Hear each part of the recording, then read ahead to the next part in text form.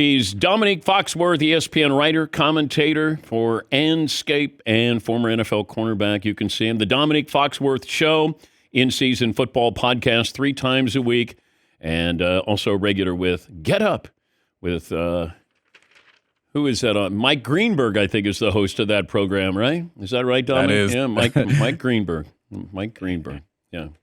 How you doing? I feel like there's a lot of subtext there that I'm not going to ask any questions about. I'm doing great. I'm doing great. I like Greeny. Yeah, Greeny's cool. Absolutely. I like Greeny. I'm doing really well. I do think that I heard a little bit of the last segment, and I feel like you guys are giving Bobby Hurley a little short shrift. I don't know. I feel like what you're deciding between is a longer run or a higher peak. Because, to be honest with you, I was a pretty good college football player. Can you imagine how awesome it was to be a 2-time national champ white basketball player in the 90s? I think that Bobby Hurley he probably had a good time at Duke. Had a pretty good time. Okay, you would rather have Bobby Hurley's career than Danny Hurley's?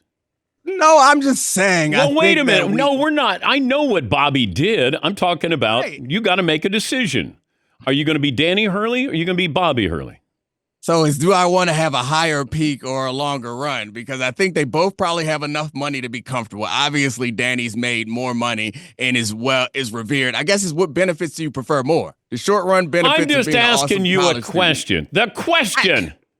You advertised me as a smart guy. I know. I'm analyzing this. So I think the answer is probably, yeah, as a 41-year-old married man, the answer is Danny. I want to be Danny. Okay. Danny seems like a responsible choice. All right. Would you rather be Kieran Culkin or Macaulay Culkin? Oh, it's easy. It's Kieran Culkin because being a star when you're 8, that stinks. What do you get extra candy? That's not fun. And then you inevitably have all these other difficulties that child stars have. Yeah, I'd much rather be an adult, successful, Oscar-winning actor than the dude from Home Alone. All right. What are the Niners doing? And is it time to panic if you're a Niner fan? Yeah, we've been thinking about this a lot because I think part of this is, I don't think it's time to panic because you have Kyle Shanahan and John Lynch, 2 people that are obviously very good at their jobs. And Kyle Shanahan is going to manufacture some level of offense out of whatever he has. The real question is, are they going to be able to rebuild that defense? The defense has always been kind of the quiet key to the success that they've had there, and it's fallen off recently, and they lost more players. But I think the question came up, should they trade Christian McCaffrey and try to accrue draft picks? That's a thing that we discussed on my show, honestly, and then also on Get Up today. And I've been fighting against the tankification of everyone in media where it's like either you win a championship or you trade everything and blow everything up. I think that might work as a strategy in basketball. In football, it just hasn't proven to be successful. If you look around at all the good competitive teams, none of them completely bottomed out their roster.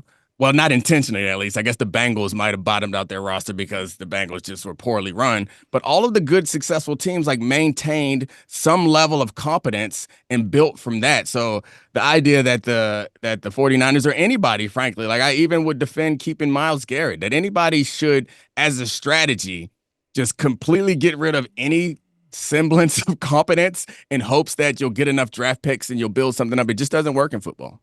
Yeah, you mentioned the Browns, but they weren't even taking offers, Dominic. Right. Yeah. I get it. I think that there's a reasonable way to go about a rebuild. I think the thing that I've come to, and people talk about culture a lot, but culture is really important to big organizations in football. And to be clear, culture to me is like the accepted behaviors and activities, processes in an organization.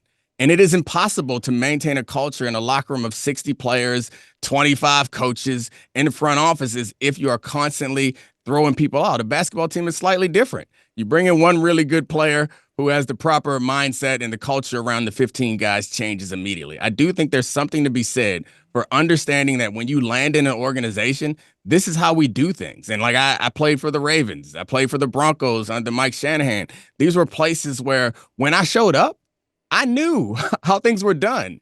And even though we weren't always great, like I understood, and you see the Ravens are a team that has had a pretty consistent leadership, and they've managed to transition from era to era and still have that culture. I think that's really important. And the Steelers, you point to them. And there's a lot of teams that I think can fall into this category, and they happen to also be the teams that are consistently competitive. But do you think we've gotten to a point, though, Dominique, with the Steelers, that they have to do things that are not traditional?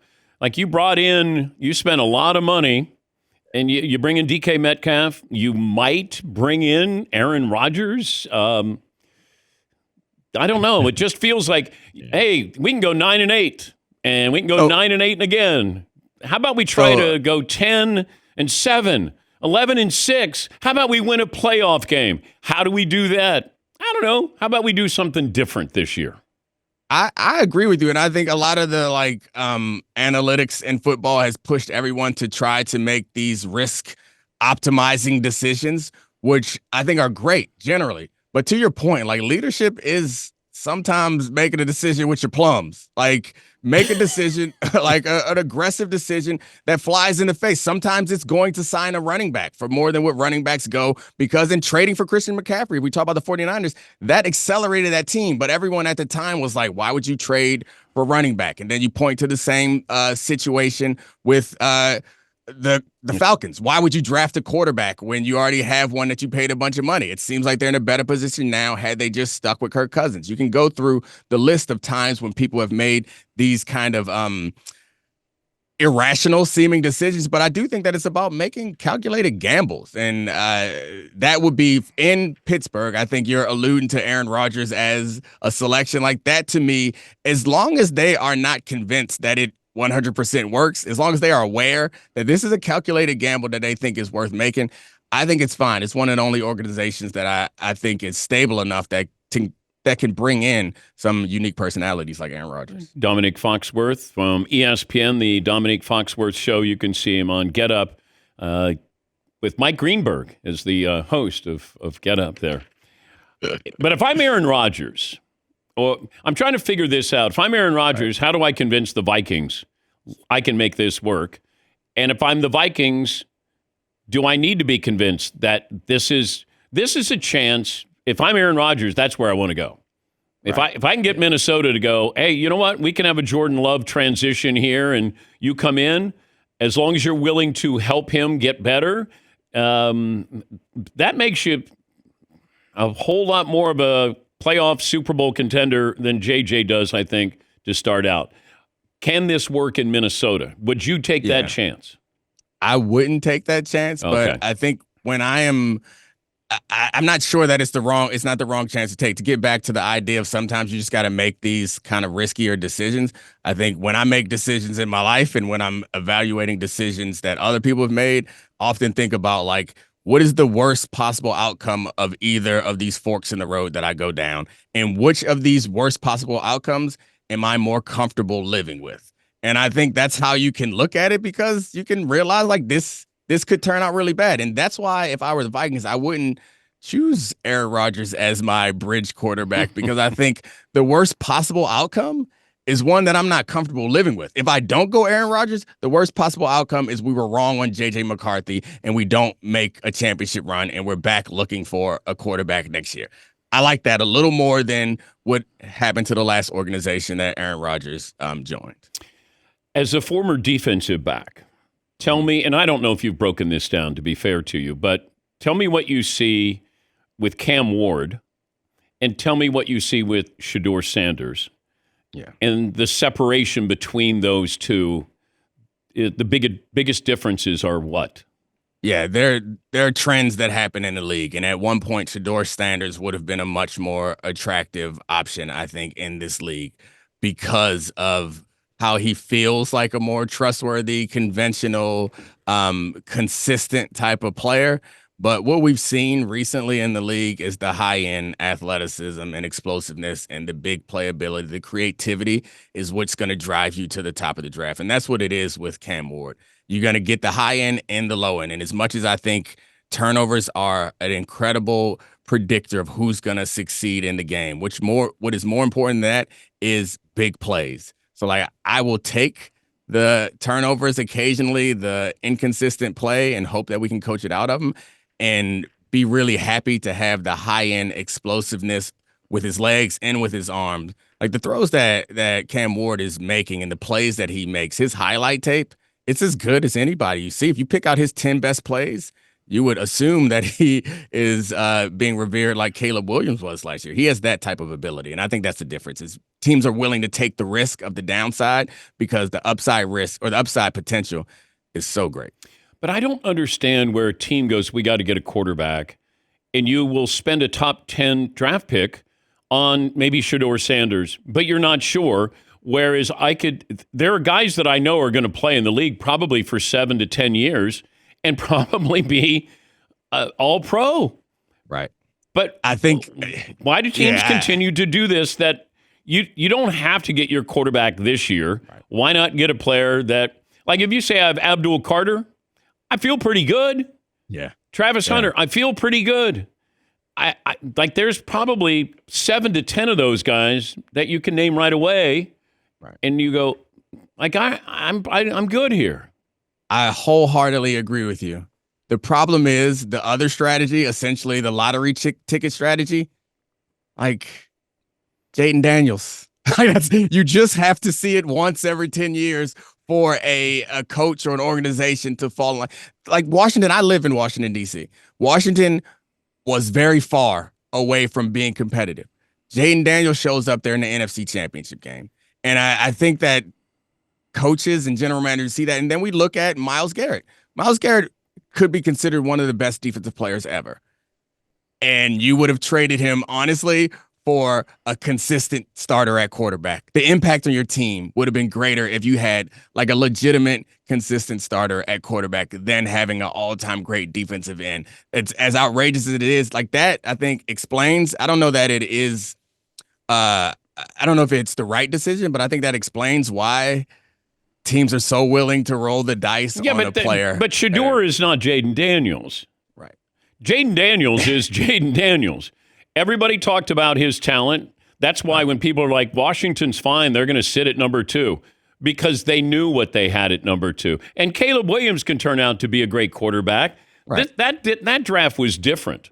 I mean, I think, I would push back on you because, like, who's let's say Geno Smith is like a mediocre quarterback. As stupid as it may sound to you, and it does sound to me as I fix my lips to say it, Geno Smith playing mediocre quarterback play will improve your team's success more than someone like Myles Garrett. So, like, I understand that if they get a quarterback that is a legitimate starter, someone that for whom you don't have to shop every year, like you feel like your team, you've added a win and a half maybe to your team. You don't really change the trajectory of your team with certain players. Like it's obviously I wouldn't have kept Myles Garrett. I mean, I got to be honest with my fans. I got to be honest with my team. You know, if you said I got Geno Smith as my quarterback and I get 4 first-round picks or something in the future, as long as you trust management to make good draft picks, that makes better sense for me. Myles Garrett may give you 15 sacks. Great. Mm-hmm. He gave you 15 sacks last year, and you guys were terrible. Like, nothing is going to change with that. You need a quarterback. I'd bring in Kirk Cousins. I'd bring in Kirk Cousins and say, all right, here you go. Give me a 1 or 2 years here. Let's see what we can do elsewhere. But Myles Garrett at $40 million? Right. So we started this as a draft conversation, but now you're arguing that you should take Abdul Carter, I guess, or take a more sure player at a different position and then go sign a veteran quarterback. Yeah. The challenge with that is because quarterbacks are so rare, veteran quarterbacks but I don't want to cost so much money. But I'm reaching, it feels like, with Shedeur Sanders and maybe Cam Ward. Just because you're the best quarterback in the draft doesn't mean you're going to be one of the best quarterbacks. And look, the draft is littered every single year with this philosophy. Yep. And I get it. You want the lottery ticket. Only one person wins the lottery, though, normally. And you're gonna try to win the lottery with Cam Ward going to Tennessee. Well, good luck with that. You're not winning anything anytime soon. I think it's like moral hazard is what it is, essentially. It's like I think that you are making these decisions that I think optimize for success over the long run. nobody has the long run. Like the guys who are making the decisions, they got 3 years. Got 3 years to show some promise. And drafting an all-pro D lineman is not going to show nearly as much promise as finding a quarterback that's serviceable.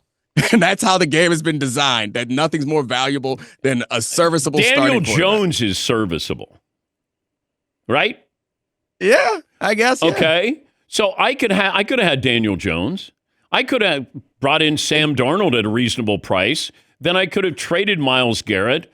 See, whoa, you said at a reasonable price. That's where you're wrong. No, Sam Darnold is a reasonable price. He's getting $27.5 million for the next 2 years. All right. Well, you wouldn't take Sam Darnold at $27 million next year? No, I'd take Sam Darnold at $27 million next year.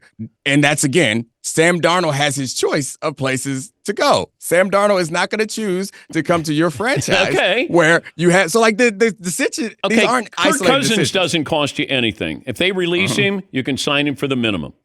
Would you take Kirk Cousins as your quarterback? Okay, that's what I'm saying. I'd absolutely take Kirk Cousins as my quarterback. I don't want to reach. That's the Russell Wilson situation. Okay, would you take Russell Wilson as your starting quarterback in Cleveland?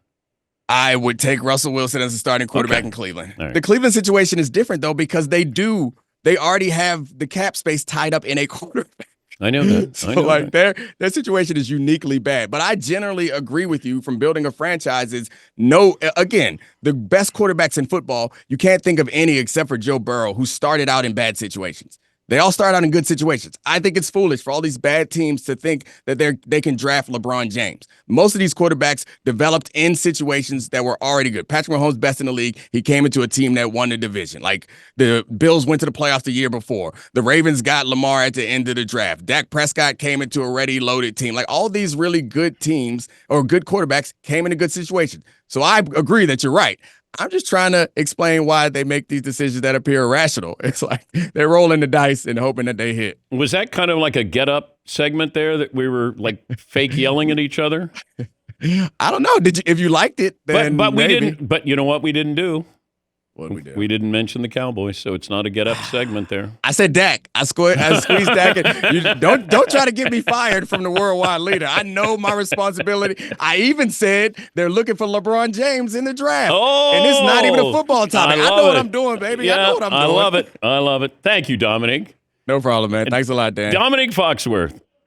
The Domonique Foxworth Show. Yeah, he worked in Dak, worked in LeBron. That's sneaky great there. You can see him on Get Up with Mike Greenberg.